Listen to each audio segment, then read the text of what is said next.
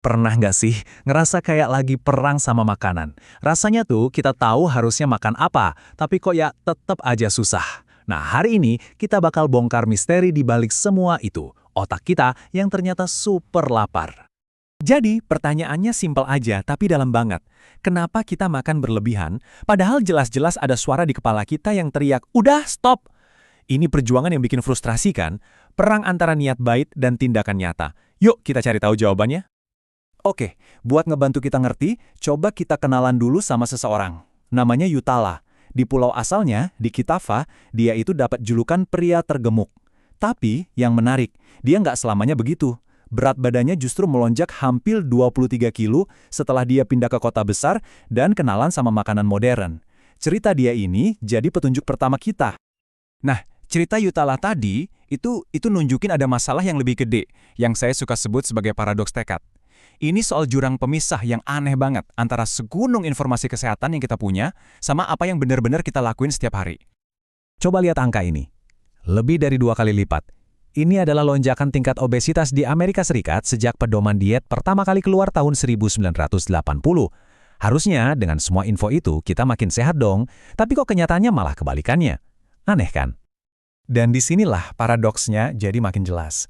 Waktu dibilang kurangi makan lemak, hasilnya kita malah makan lebih banyak kalori. Terus waktu dibilang kurangi gula, hasilnya kita malah jadi makin gemuk. Makin banyak nasihat, konsumsi makanan olahan kita malah meroket. Dan lingkar pinggang kita juga ikutan. Kutipan dari Dr. Stefan Guyenet ini benar-benar kena di intinya. Informasi doang itu nggak selalu cukup buat ngubah perilaku. Kenapa? Soalnya informasi itu ngomongnya ke otak rasional kita, otak sadar kita. Padahal yang megang setir sebenarnya itu bagian otak lain yang jauh lebih primitif. Oke, sekarang kita bakal gali lebih dalam lagi ke akar masalahnya. Dan ini penting, ini bukan soal salah kamu, ini soal biologi.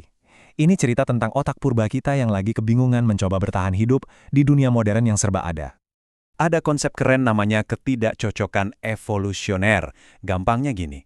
Bayangin sebuah sifat yang dulu berguna banget buat bertahan hidup, kayak hasrat buat nyari makanan berkalori tinggi, tiba-tiba jadi bumerang karena lingkungan kita berubah drastis. Nah, itulah yang lagi kita alamin sekarang.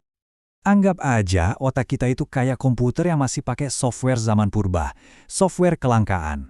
Program utamanya cuma satu, jangan sampai mati kelaparan. Masalahnya, software kuno ini sekarang jalan di dunia modern yang makanannya melimpah ruah di mana-mana. Sesuatu yang dulu nyelamatin kita, sekarang malah jadi jebakan.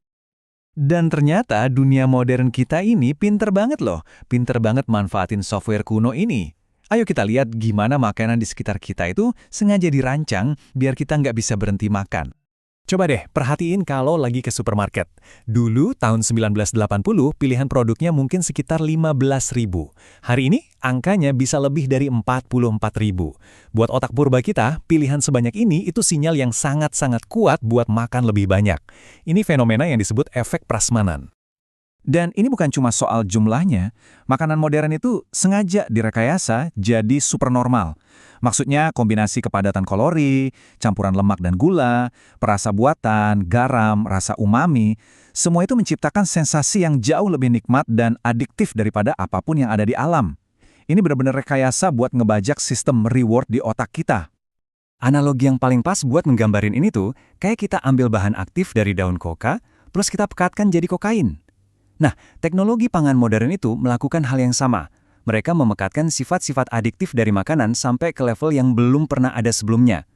Otak kita jelas nggak siap buat ngadepin serangan squad ini. Terus, semua godaan supernormal ini ngaruhnya kemana di tubuh kita? Ternyata, ini semua ngacak-ngacak sebuah sistem di dalam otak kita yang fungsinya persis kayak termostat buat ngatur lemak tubuh. Jauh di dalam otak kita, ada yang namanya lipostat atau termostat lemak. Tugasnya simpel, jaga berat badan kita tetap stabil di satu angka tertentu atau set point. Ini sistem otomatis yang dirancang buat mastiin kita punya cadangan energi yang cukup buat bertahan hidup. Nah, masalahnya, semua makanan enak yang super menggoda itu bisa muter tombol termostatnya ke atas. Akibatnya, otak kita jadi mikir kalau berat badan yang lebih tinggi itu adalah normal yang baru, dan dia bakal mati-matian mempertahankannya. Inilah kenapa dia terasanya kayak berantem sama diri sendiri. Pas berat badan turun, otak kita langsung panik, ngira kita lagi kelaparan, dan nyalain alarm kelaparan buat maksa kita makan lagi. Oke, jadi poin utamanya ini ya. Ini bukan soal perang tekad, ini soal perang lingkungan. Dan kabar baiknya, ini adalah perang yang bisa kita menangkan. Yuk kita cari tahu caranya. Jadi solusinya, stop ngelawan otak kita. Mulai sekarang, kita kerjasama bareng otak kita. Caranya, kasih dia sinyal-sinyal yang lebih baik. Kita harus selaraskan lingkungan kita sama tujuan kita. Kita bisa kok ngakalin sistem purba ini demi kebaikan kita sendiri. Kuncinya itu ngasih sinyal yang lebih baik ke otak. Dan ini dia 4 strategi paling jitu. Pertama, dan ini paling penting, atur lingkungan. Bikin makanan sehat gampang dilihat dan dijangkau. Sebaliknya, sembunyiin junk food. Otomatis pilihan kita jadi lebih baik. Kedua, makan sampai kenyang. Fokus ke protein, serat, dan makanan yang kaya air kayak sayur dan kentang. Makanan-makanan ini ngirim sinyal kenyang yang kuat ke otak. Ketiga, hati-hati sama kenikmatan makanan. Pilih makanan yang simpel dan minim proses buat menghindari sistem reward otak kita dibajak. Dan terakhir, yang sering banget disepelein, prioritaskan tidur. Otak yang cukup istirahat itu jauh lebih jago nahan godaan dan ngambil keputusan yang benar. Semua ini ngebawa kita ke satu pertanyaan terakhir yang penting banget buat direnungin. Otak kita itu kan didesain buat bertahan hidup. Pertanyaannya, lingkungan kita sekarang mulai dari dapur, supermarket, sampai kebiasaan kita sehari-hari, apakah dirancang buat ngebantu kita bertahan hidup? Atau justru malah melawannya? Mungkin udah saatnya kita ngelihat semua itu dengan cara pandang yang baru.